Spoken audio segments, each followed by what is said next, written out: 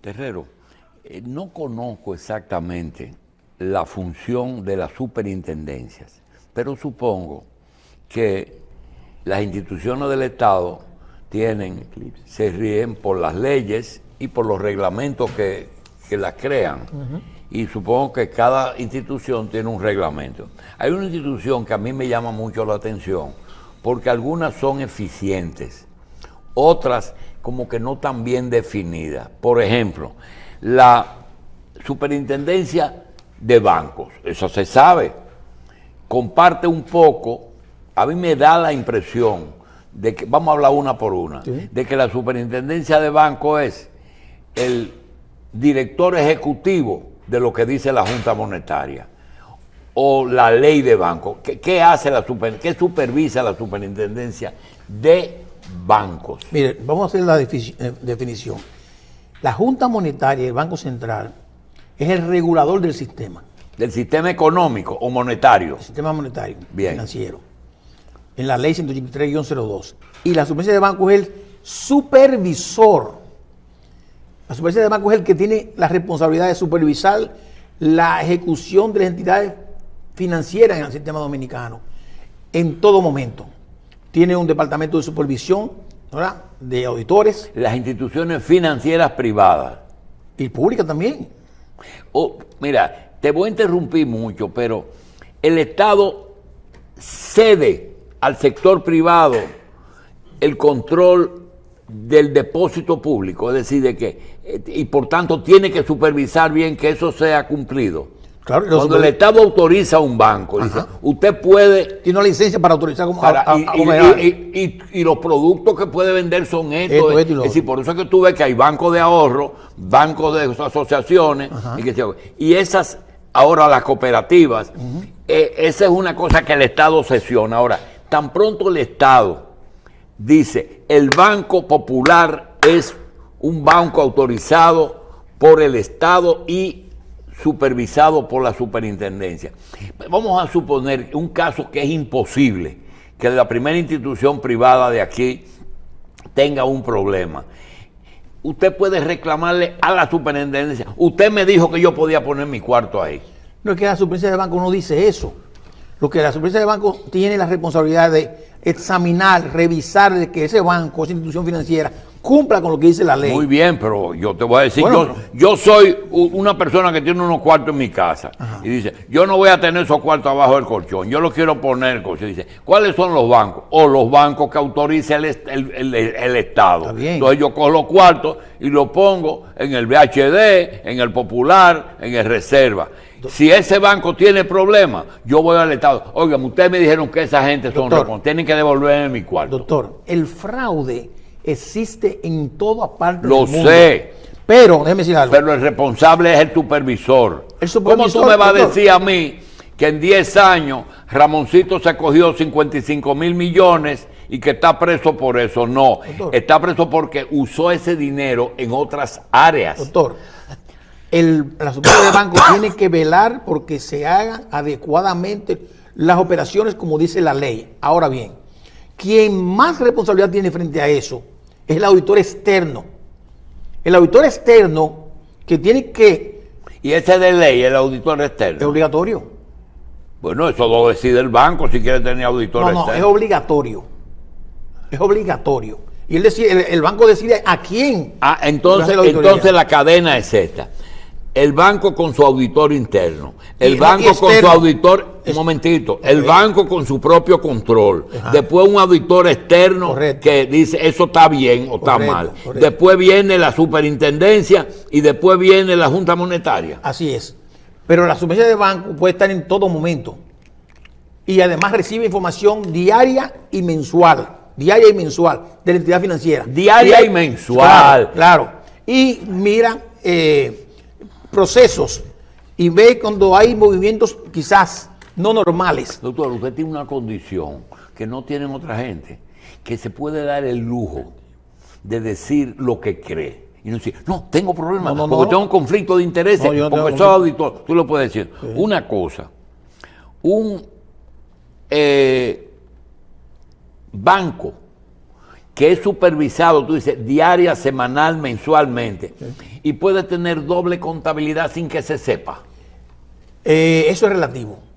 Es Le voy a decir por qué es así relativo. como tú me enseñaste hace 20 años, tú sí, dijiste, hay 2000 formas de hacer un fraude, Sí, sí. pero hay 2001 formas de descubrirlo. Sí, mire, doctor, y usted, esa pregunta va solamente hasta ahora dirigida a una institución bancaria Sí. que se descubrió posteriormente, a posteriori, de que tenía una contabilidad paralela. Sí. Esa contabilidad paralela, doctor, no necesariamente las autoridades podrían darse cuenta, porque el crimen estaba, o sea, algo mal hecho, muy bien hecho.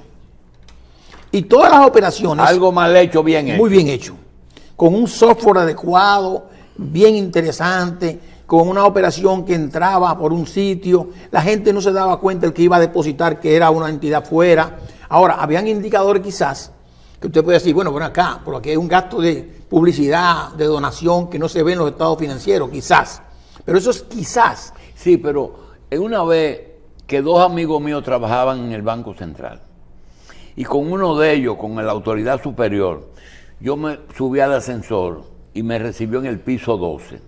Estábamos conversando porque éramos muy amigos en esa época. Me dice, mira, Bolito, ¿tú ves ese edificio que está ahí enfrente?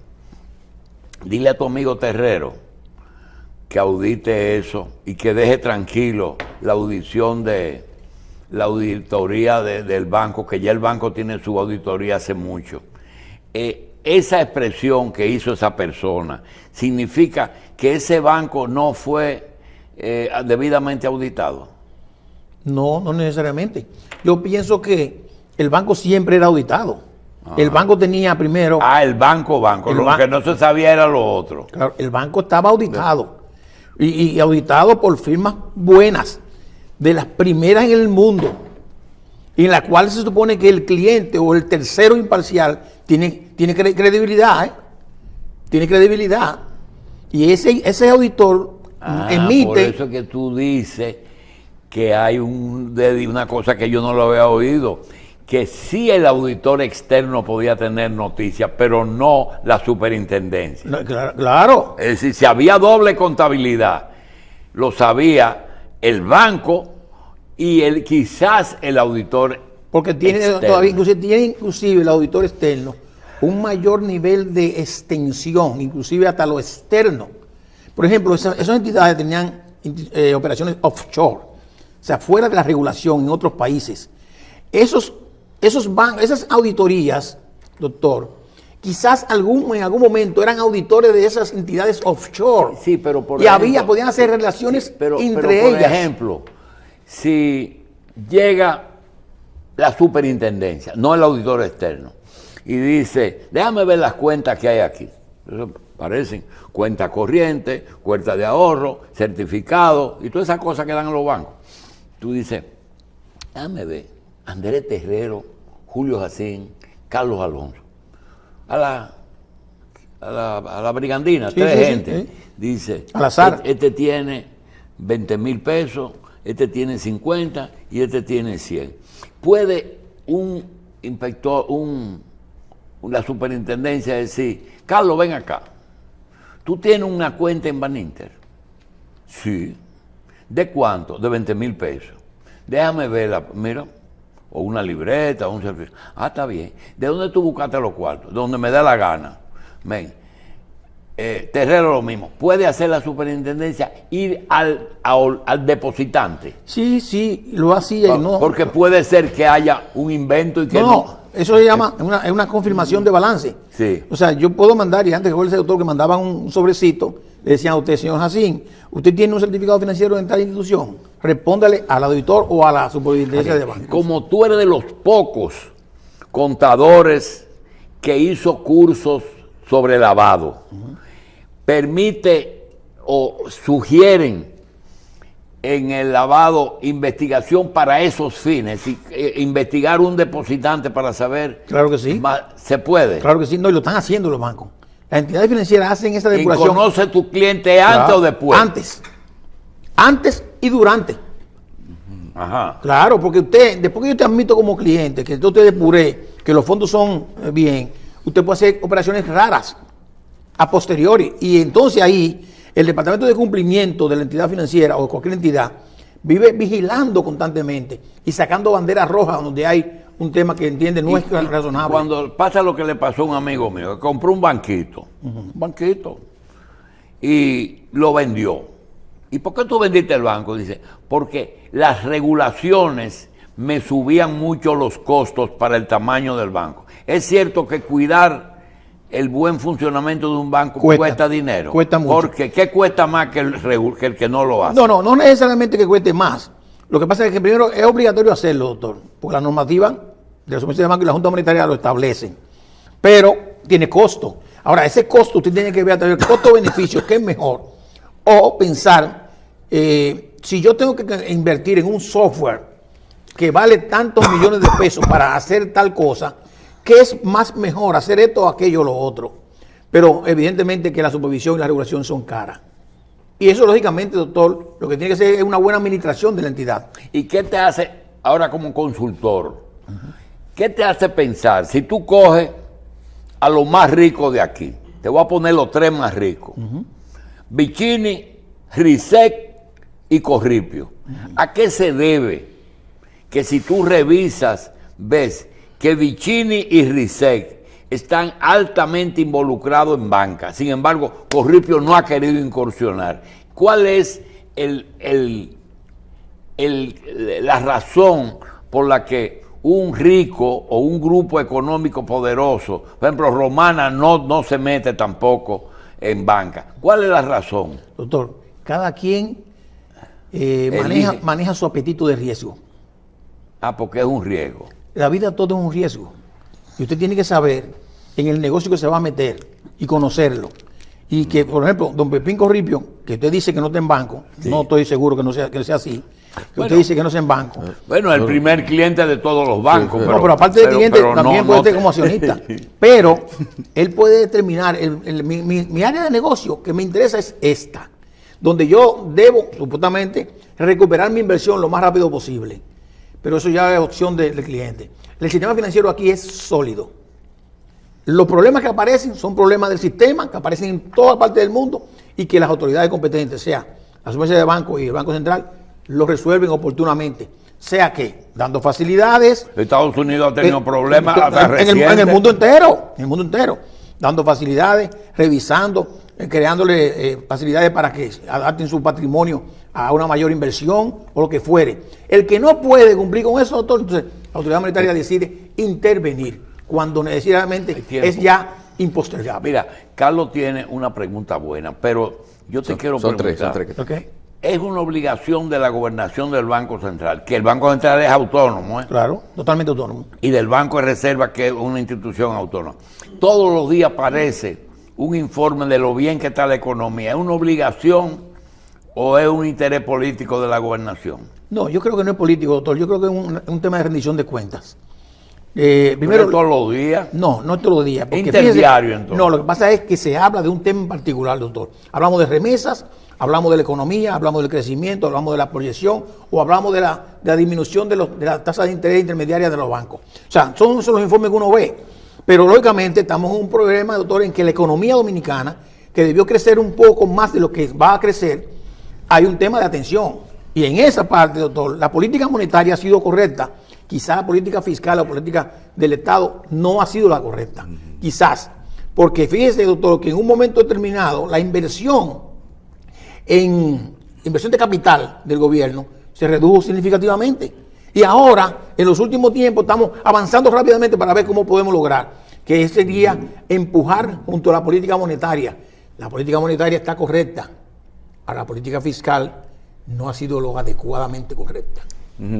Herrero, te quiero meter para el terreno paleontológico, vamos a decir, vamos para el pasado. Mira, primero, antes quiero que me digas, el doctor estuvo hablando con respecto a la relación entre el auditor y el cliente, pero yo quiero verlo desde otro ángulo. El auditor, ya sea el de la superintendencia o el externo, se toma el tiempo de hacer un arqueo aleatorio entre los productos que está teniendo el cliente y la forma en que el banco está registrando esas transacciones.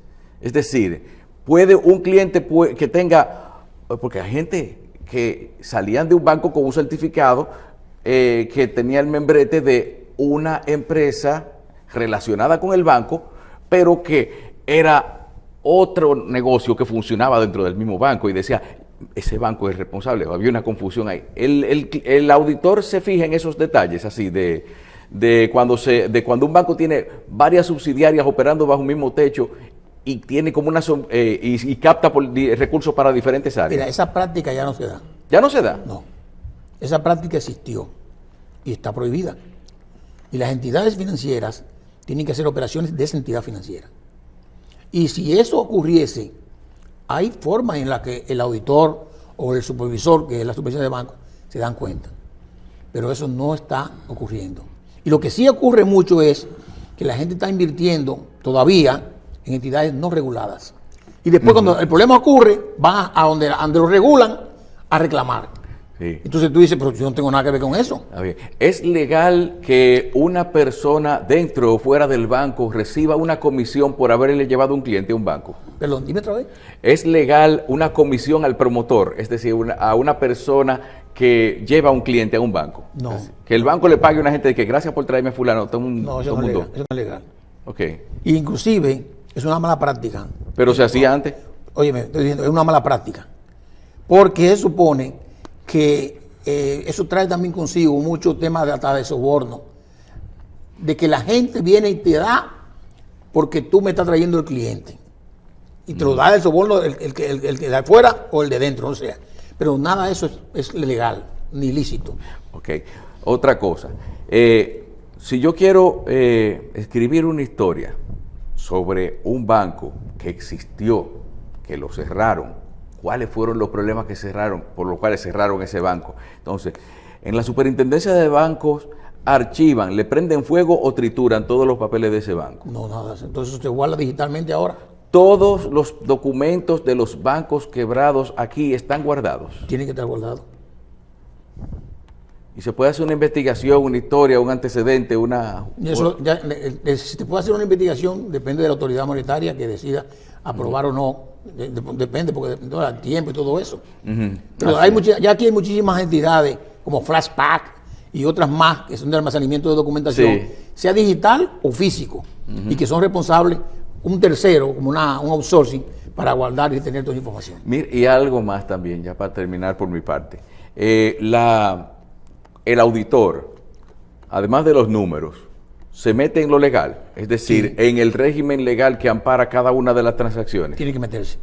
Obligatoriamente. Sí, tiene que revisar que se cumpla con los aspectos legales. El auditor es transversal a todo. El auditor externo tiene que opinar sobre todo. Y su dictamen, que es una hoja o 2 hojas, que es la que dice lo que concluye, se supone que está amarrada a lo que él revisó, no por lo que le entregaron, sino por lo que él vio, por lo que pudo haber visto, inclusive la parte circundante hacia lo externo. Porque cualquier aspecto que pase sobre un cliente determinado, desde afuera hasta que se muera uno de los accionistas, es importante para el auditor. Porque eso pone también en riesgo la continuidad del negocio en marcha de una entidad específica. Ok. Vamos a una pausa.